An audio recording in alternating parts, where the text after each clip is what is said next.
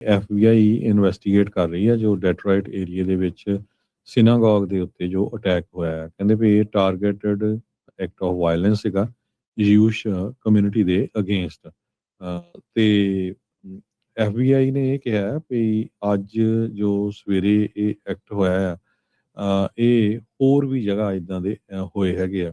ਆਪਾਂ ਪਹਿਲਾਂ ਵੀ ਖਬਰ ਸਾਂਝੀ ਕੀਤੀ ਸੀ ਵੀ ਜਦੋਂ ਜਿਹੜਾ ਨਿਊਯਾਰਕ ਦਾ ਮੇਅਰ ਆ ਉੱਥੇ ਪ੍ਰੋਟੈਸਟ ਹੋ ਰਿਹਾ ਸੀ ਤੇ ਪਹਿਲਾਂ CNN ਨੇ ਰਿਪੋਰਟ ਕੀਤਾ ਸੀ ਵੀ ਮੇਅਰ ਦੇ ਘਰ ਦੇ ਉੱਤੇ ਸਿੱਟਿਆ ਗਿਆ, ਪਰ ਉਹ ਐਕਚੁਅਲੀ ਦੋ ਮੁਸਲਮਾਨ ਲੜਕੇ ਸੀ ਜਿਨ੍ਹਾਂ ਨੇ ਪ੍ਰੋਟੈਸਟ ਕਰਦੇ ਸੀ ਮੇਅਰ ਦੇ ਉਲਟ, ਉਹਨਾਂ ਦੇ ਅਗੇਂਸਟ ਉਹ ਬੰਬ ਸਿੱਟਿਆ ਸੀ ਤੇ CNN ਨੇ ਫਿਰ ਬਾਅਦ ਦੇ ਵਿੱਚ ਮਾਫੀ ਵੀ ਮੰਗੀ ਹੈਗੀ ਆ। ਇਸੇ ਤਰ੍ਹਾਂ ਜੋ ਟੈਂਪਲ ਆਫ ਇਜ਼ਰਾਈਲ ਡੈਟਰੋਇਟ ਦੇ ਸਵਰਬ ਦੇ ਵਿੱਚ ਆ, ਵੈਸਟ ਬਲੂਮਫੀਲਡ ਏਰੀਏ ਦੇ ਟਾਊਨਸ਼ਿਪ ਏਰੀਏ ਦੇ ਵਿੱਚ, ਉੱਥੇ ਇਹ ਜਿਹੜੀ ਆ ਸਵੇਰੇ ਘਟਨਾ ਵਾਪਰੀ ਆ ਜਿੱਥੇ ਕਾਫੀ ਟੀਚਰ ਸੀ, 140 ਦੇ ਕਰੀਬ ਜਿਹੜੇ ਬੱਚੇ ਆ ਉਹ ਪੜ੍ਹਦੇ ਹੈਗੇ ਆ। ਜੀ ਕੁਦਰਤੀ ਅੱਜ ਕਹਿੰਦੇ ਵੀ ਉੱਥੇ ਬੱਚਿਆਂ ਦਾ ਸਕੂਲ ਉਹ ਨਹੀਂ ਸੀਗਾ, ਸੋ ਬਹੁਤੇ ਬੱਚੇ ਜਿਹੜੇ ਉਹ ਐਬਸੈਂਟ ਜਿਹੜੇ ਉਹ ਸੀਗੇ।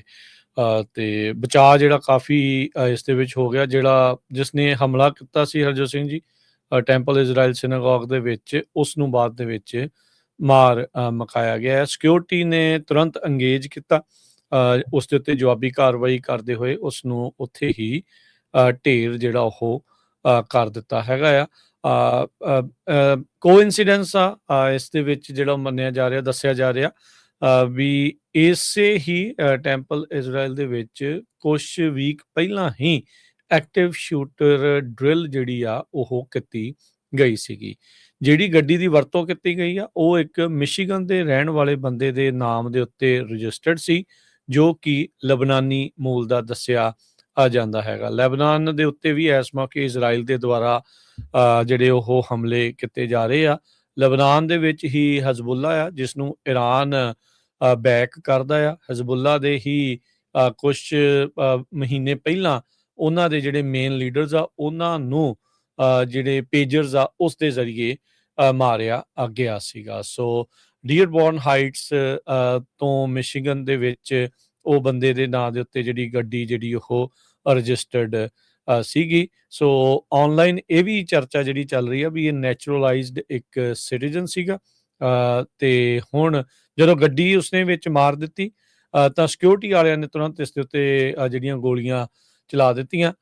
ਓਕਲੈਂਡ ਕਾਊਂਟੀ ਪੈਂਦੀ ਆ ਜਿਸ ਦੇ ਵਿੱਚ ਸਿਨੇਗੋਗ ਸੀਗਾ, ਯਹੂਦੀਆਂ ਦਾ ਜਿਹੜਾ ਮੰਦਿਰ ਸੀਗਾ, ਤੇ ਉੱਥੇ ਕਹਿੰਦੇ ਵੀ ਉਸ ਨੂੰ ਜਿਹੜਾ ਉਹ ਢੇਰ ਕਰ ਦਿੱਤਾ ਗਿਆ ਸੀਗਾ।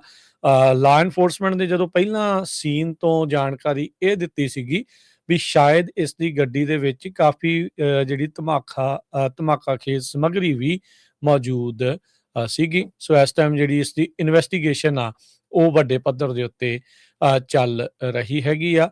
ਸੋ 30 ਲਾ ਇਨਫੋਰਸਮੈਂਟ ਆਫਿਸਰਸ, ਕਿਉਂਕਿ ਉਹਦੇ ਧੂੰਆਂ ਬਹੁਤ ਹੋ ਗਿਆ, ਅੱਗ ਵੀ ਜਿਹੜੀ ਉਹ ਲੱਗ ਗਈ ਸੀਗੀ, ਉਸ ਦੇ ਕਰਕੇ ਉਹਨਾਂ ਨੂੰ ਜਿਹੜੀ ਸਮੋਕ ਇਨਹਲੇਸ਼ਨ ਦੇ ਇਲਾਜ ਦੇ ਲਈ ਹਸਪਤਾਲ ਦੇ ਵਿੱਚ ਲਿਜਾਣਾ ਪਿਆ ਸੀਗਾ। ਸੋ ਇਹ ਟਾਰਗੇਟਡ ਐਕਟ ਆਫ ਵਾਇਲੈਂਸ ਦੇ ਤੌਰ ਦੇ ਉੱਤੇ ਇਸ ਨੂੰ ਜਿਹੜਾ ਉਹ ਦੇਖਿਆ ਗਿਆ ਆ। Bomb technicians, weapon of mass destruction team, 100 ਤੋਂ ਵੱਧ ਏਜੰਟ ਤੇ ਜਿਹੜੇ ਐਨਾਲਿਸਟ ਆ ਜਿਹੜੇ ਐਨਾਲਿਸਿਸ ਕਰਨ ਵਾਲੇ ਆ FBI ਨੇ ਤੁਰੰਤ ਉੱਥੇ ਘੱਲ ਦਿੱਤੇ ਸੀਗੇ।